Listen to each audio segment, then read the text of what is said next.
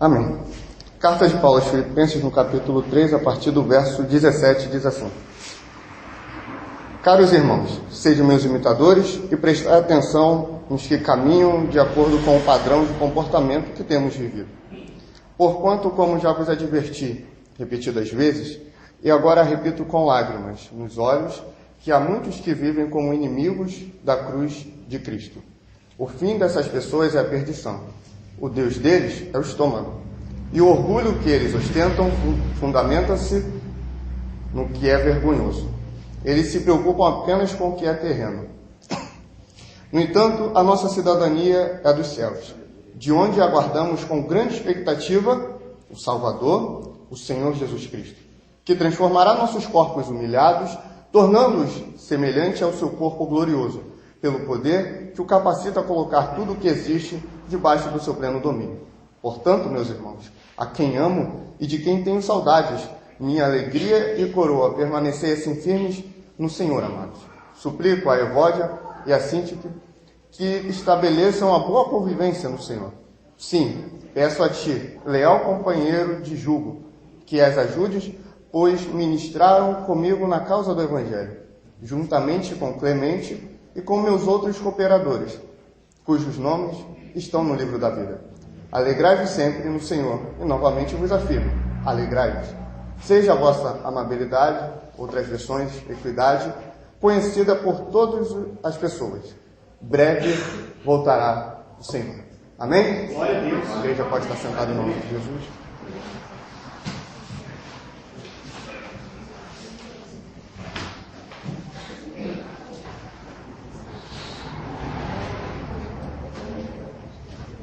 Igreja, o apóstolo... mais uma vez, igreja. Estou lendo na versão King James, que é muito diferente das demais versões. Amém? Mas é fiel. Bom, irmãos, o apóstolo Paulo, ele me chama muita atenção no seu... Antes de se converter, não era Paulo, era Saulo. Não ele em si que me chama a atenção, mas as pessoas a quais ele estava perseguindo. Analisa comigo. Eu tenho uma família. Eu tenho mãe, já perdi meu pai. Tenho meu pai drástico, né? Meu paizão, né? Que me criou, que tem me criado. Não é porque eu tenho 19 anos que eu já sou dono do meu nariz. Eu ainda tenho muito a aprender. Isso daqui não é experiência de vida, é unção. É Deus que dá. Isso não quer dizer que eu sou alguma coisa. Suponhamos que Saulo tivesse matado, né, o meu pai, a minha mãe e os meus irmãos.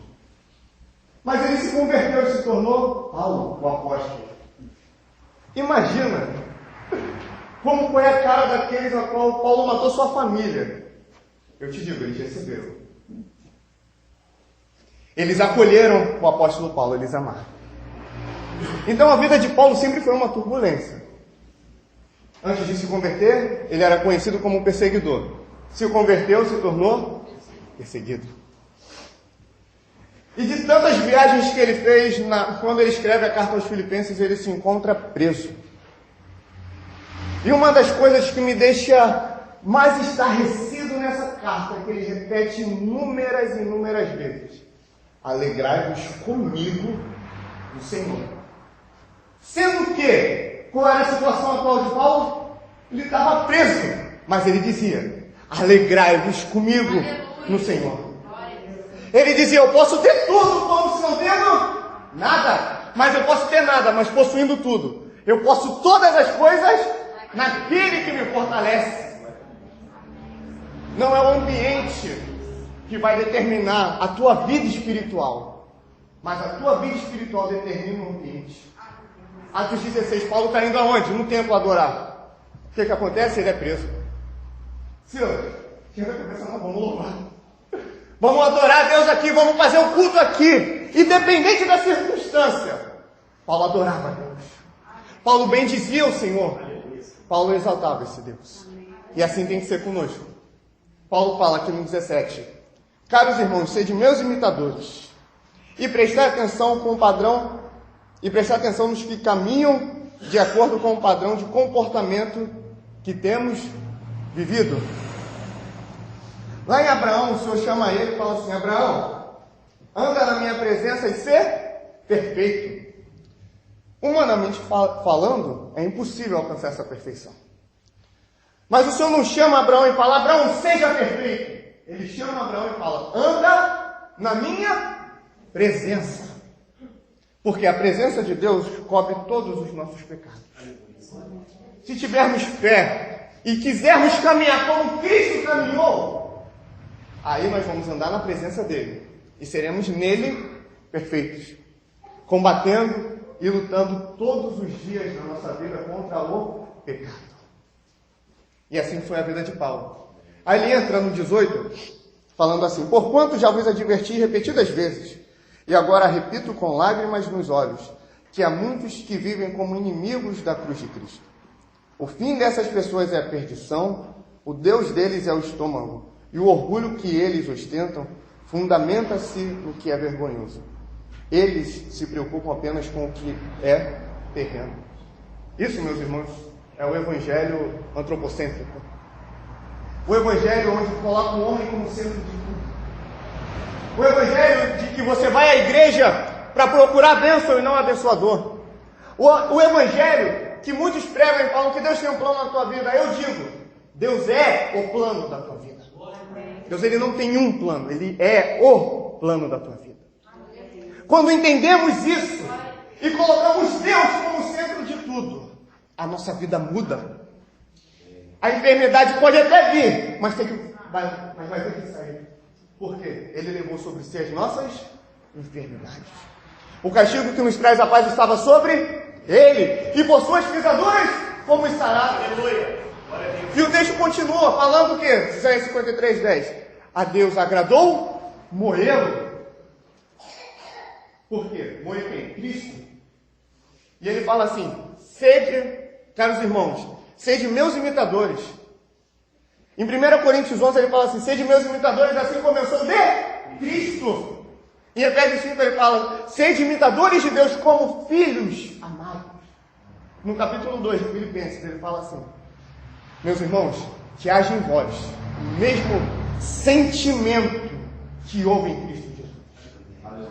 Ele estava na forma de Deus, mas ele não quis ser como Deus. Ele se humilhou, fez como servo, semelhante aos homens. E sendo como homem, foi obediente. Obediente. Jesus foi obediente. E a gente às vezes joga, não quer ser. E foi obediente até a morte de pelo que Deus exaltou soberanamente. Ele deu um nome que é acima de todo nome. E a esse nome todo joelho se dobrará, toda língua confessará que Jesus Cristo é o Senhor. Para aí o texto não. Confessará que Ele é o Senhor, para a glória de Deus Pai. Jogando por terra o evangelho antropocêntrico, aonde o homem só busca as coisas para si. Eu creio sim que alguns foram chamados para ser pastor, outros profetas, outros foram chamados para ser empresário, para enviar dinheiro dos missionários. Eu creio também. Só que a busca hoje em dia pelo dinheiro torna essa vida como nada. Porque o homem busca o dinheiro, busca os bens materiais, ele conquista o carro, ele conquista a casa, mas ele não está satisfeito, ele quer mais. Ele quitou a casa dele, ele vem para comprar uma outra maior, só para mostrar que tem. O que é isso? Vaidade de vaidade, diz o pregador? Tudo é vaidade, porque os olhos deles não estão na terra, não estão no céu, estão na terra. E Paulo fala lá em Colossenses: se vós já ressuscitaste com Cristo, buscai as coisas que estão de cima, onde Cristo está assentado. Aí no versículo 13 ele fala: porque a vossa vida está escondida em Deus. Escondida. Portanto, fazei morrer todos os vossos pecados. Glória a Deus. Fazer morrer, lutar, combater contra. A nossa carne, ela vai gritar. A nossa carne vai se inclinar para o mal. A carne milita contra o espírito e o espírito contra a carne. E um luta com o outro.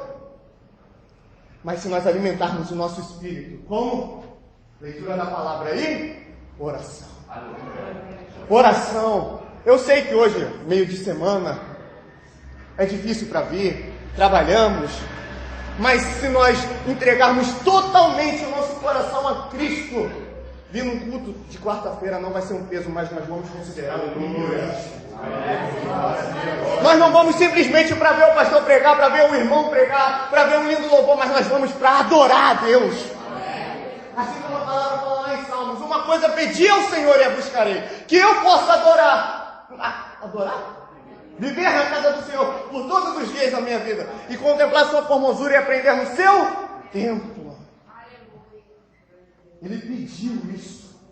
Davi, ele pecou e pecou feio. Ele errou e errou feio. Mas ele falou: Senhor, não me tira o recado. Foi isso? Não. Senhor, não me tira as mulheres. Foi isso? Não. Não me tira os filhos. Não foi isso. Senhor, eu pequei, eu errei. O pecado é como uma lama até o meu pescoço, está me sufocando. O justo é que eu vou para o inferno, mas eu te peço, não retire de mim o teu Espírito. Cria em mim, ó Deus, um coração puro e renova em mim um espírito inabalável. O Evangelho de Cristo não visa nada nessa terra, mas visa o que está no céu. Jonathan Edwards, aquele que pregou aquele sermão poderoso, Pecadores nas mãos do Deus irado, que passou 3 dias e 3 noites se dedicando a Deus em oração e jejum, e há quem diga que jejum não é bíblico. Aquele homem que se dedicou a Deus, ele disse uma coisa linda: Senhor, grava a eternidade nos meus olhos. Para onde ele olhava, ele não via a terra, ele viu o céu. Ele viu um morador de rua, ele não viu um morador de rua. Ele via ali uma alma que precisa de Cristo. Ele ia trabalhar, ele não via o seu trabalho como algo ruim, mas ele ia trabalhar. Eu não lembro nem se ele trabalhava, mas se ele fosse trabalhar, ele não via o trabalho, ele via um campo missionário. Assim foi com todos os servos de Deus. Eles fizeram morrer a sua carne e se dedicavam a buscar a Deus. 18. Porquanto já vos adverti repetidas vezes e agora repito com lágrimas. Paulo, ele não tinha prazer nessas pessoas que se faziam inimigos da cruz de Cristo. Ele amava essas pessoas. Quando nesse púlpito é pregado contra falso profeta, não é querendo que o falso profeta vá para o inferno. O falso profeta vai pagar. Mas se houver uma oportunidade de arrependimento, nós queremos que eles se arrependam. Que se convertam e se voltem para Cristo. E esse tem que ser o nosso sentimento.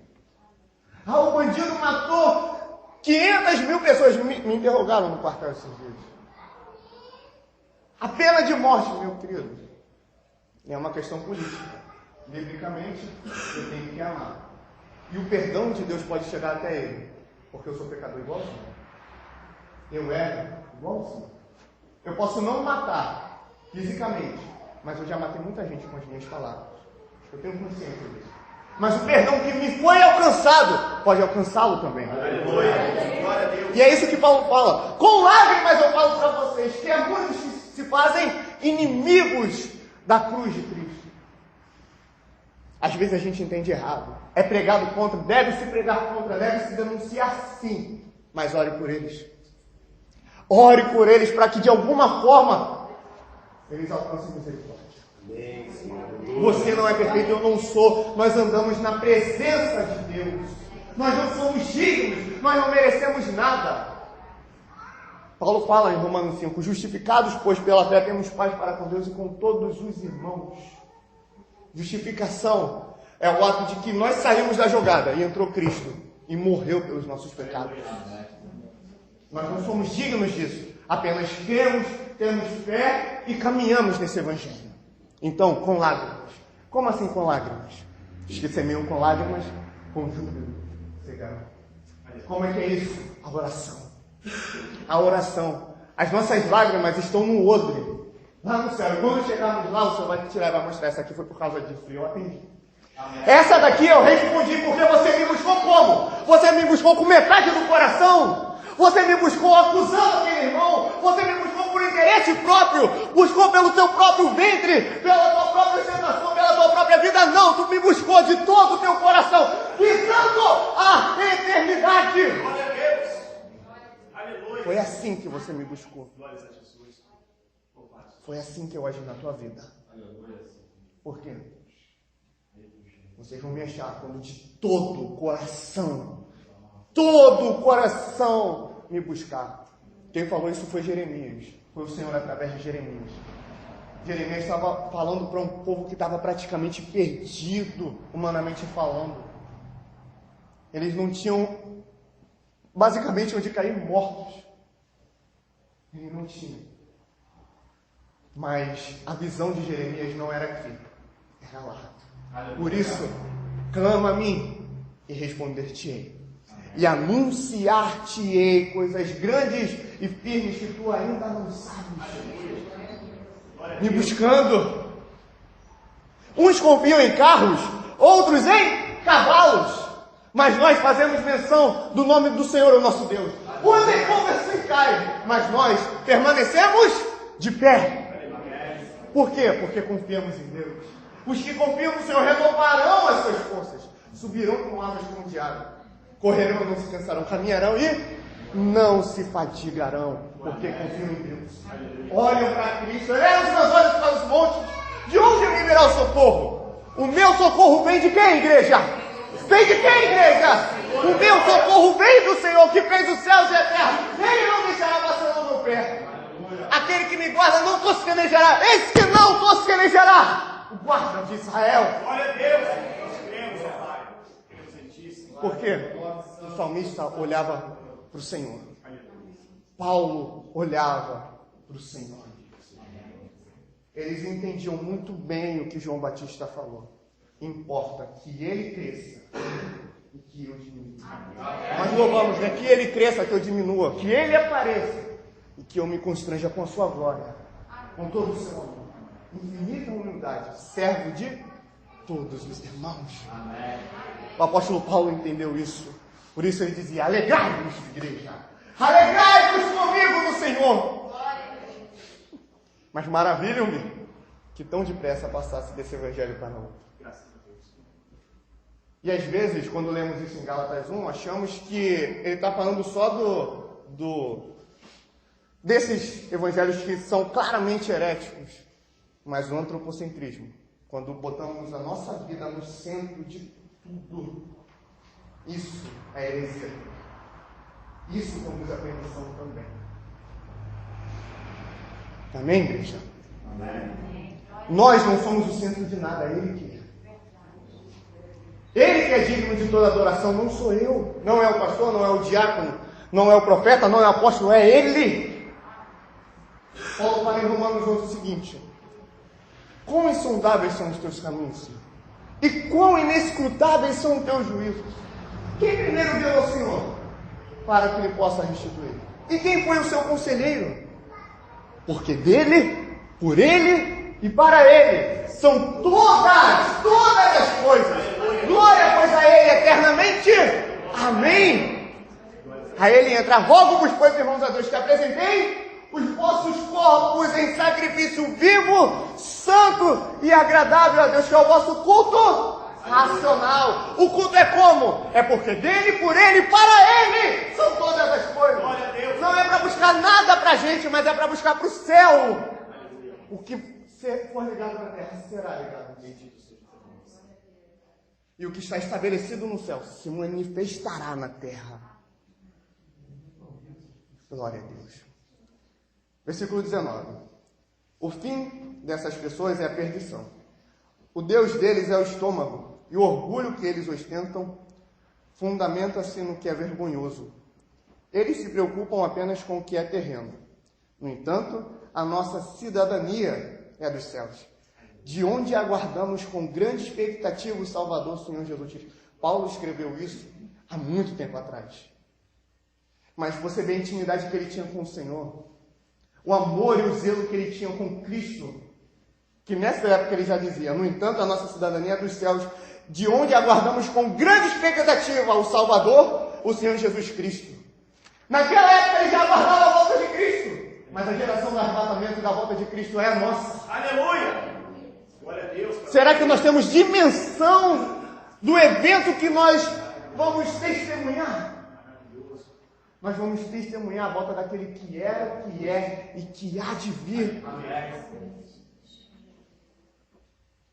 Nós vamos testemunhar aquilo, tudo que João viu, nós vamos viver.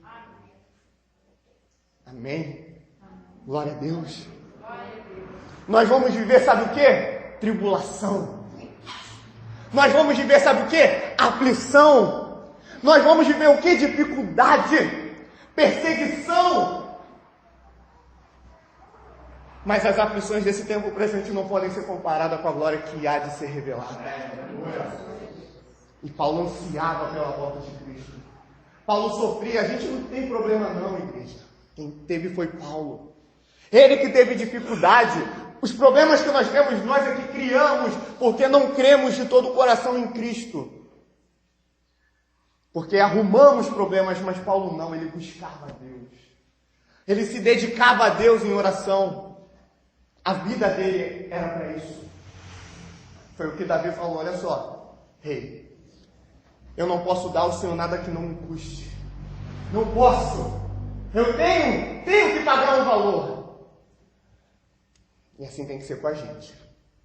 Temos que ansiar a volta de Cristo e entender. E buscar Deus dia e noite. 21. Que transformará nossos corpos humilhados, tornando-os semelhantes ao seu corpo glorioso, pelo poder que o capacita a colocar tudo o que existe debaixo do seu pleno domínio. Eu me lembro perfeitamente de 1 Coríntios 15, que ele fala, isso aqui vos digo um grande mistério. Coisas tão doces. Na verdade, nem todos nós dormiremos, mas seremos transformados num momento, num abrir e fechar de olhos, ao som da última trombeta. A trombeta soará e os mortos ressuscitarão incorruptíveis. E nós seremos transformados. E é mistério que aquilo que é mortal se revista da imortalidade, aquilo que é corruptível se revista da incorruptibilidade. E quando isso acontecer, cumprir-se a palavra que diz, tragada foi a morte na vitória. Ó morte, onde está o teu aguilhão? Ó inferno, onde está a tua vitória? O aguilhão da morte é o pecado, a força do pecado é a lei. Mas graças a Deus, que nos dá a vitória por meio de nosso Senhor e Salvador Jesus Cristo. Por causa disso, meus irmãos. Jesus, ele vai voltar, amém, igreja? Jesus vai arrebatar a sua igreja. Amém? Então, por causa disso, permaneça firme e constante, sempre abundante na obra do Senhor, sabendo que o vosso trabalho não é vão no Senhor. Aleluia. Não é em vão. Leia a palavra. Buscar Deus em oração. Não é em vão. Não é em vão. Temos que ter uma visão do céu. Temos que permanecer e andar de joelhos, olhando para o céu. Olhando para a eternidade. Assim como Rábia orou em 800 depois de Cristo, ela disse assim, Senhor, se eu te adorar por causa do céu, o Senhor me exclui de lá. Se eu te adorar por medo do inferno, então o Senhor me lança lá. Mas se eu te adorar pelo que o Senhor é, não escondas de mim a tua face.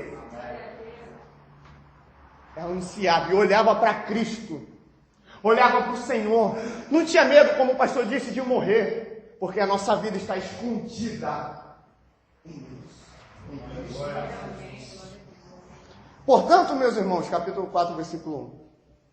A quem amo e de quem tenho saudades. Minha alegria e coroa permanecessem firmes no Senhor, amados. Quem escreveu essa carta foi o apóstolo Paulo, inspirado pelo Espírito Santo. Ele realmente sentia saudade desse povo. Mas, trazendo uma revelação do Espírito Santo, o Senhor fala com a gente assim, portanto, meus irmãos, Jesus, filho de Deus, nós somos filhos de Deus, o Senhor falando com a gente. Portanto, meus irmãos, a quem amo e de quem tenho saudade. Lembra, igreja, quando você buscava Deus de madrugada? Lembra quando você chegava cansado do trabalho e não ia para a TV? Não estou pegando contra a TV em si. Melhor que não tenha, né? Mas não é pecado. Mas lembra, igreja, quando você chegava em casa e buscava a Deus em oração? Lembra quando você pegava o seu celular, botava no modo avião, podia ligar quem fosse, até a presidente da República. Se bem que não ia ser uma ligação nada agradável, né? Mas independente de quem ligasse, de quem você esperava uma ligação, você botava no modo avião, deixava lá no canto e ia buscar Deus. Você lembra, igreja? O Senhor tem saudade disso. Deus, ele é um Senhor, ele é Senhor, ele é um rei porque ele tem um reino. Mas ele se manifesta na palavra muitas das vezes como um pai. E todo pai quer ter um relacionamento com seu filho. Aleluia! Todo pai quer manter uma intimidade com seu filho. Uma intimidade de amor, uma intimidade de carinho. De você, mesmo Deus sabendo de tudo na tua vida, mas você chegar e falar assim, ó, aconteceu isso hoje. Porque se nós amarmos a Deus, nós vamos sentar na nossa cama, vamos nos ajoelhar, fazer o que for. E a hora vai passar, eu não vou nem contar.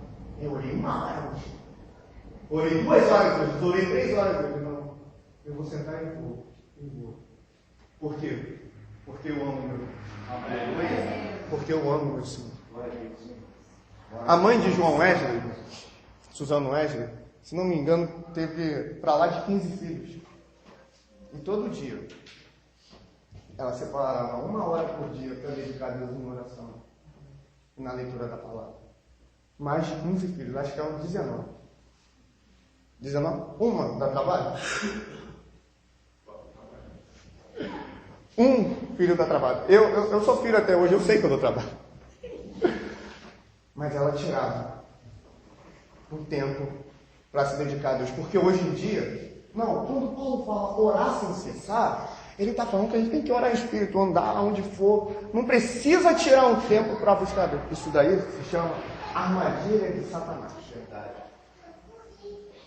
Todo filho quer ter uma intimidade com o seu pai. Todo filho. Todo filho.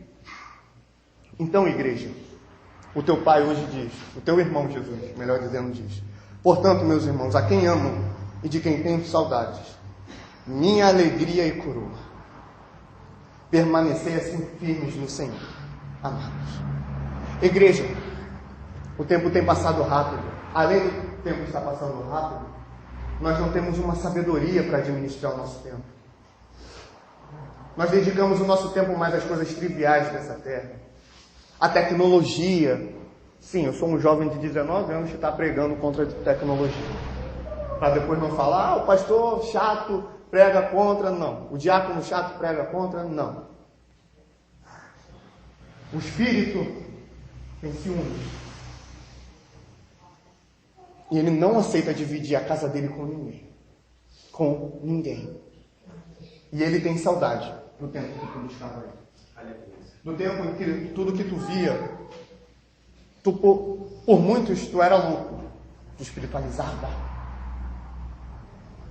Tu queria orar, tudo tu queria orar, tu falava da palavra, tu era aquele chato. Mas aquele chato lá arrebanhava muitas almas para Cristo. Por isso é vivo o que está escrito lá em Apocalipse 2. Tenho, porém, contra ti que tu deixaste o primeiro amor. Lembra-te de onde caíste e arrepende-te. Ele tem saudade. Você pecou, você errou. Mas faz igual Davi. Senhor, não retire de mim o teu espírito.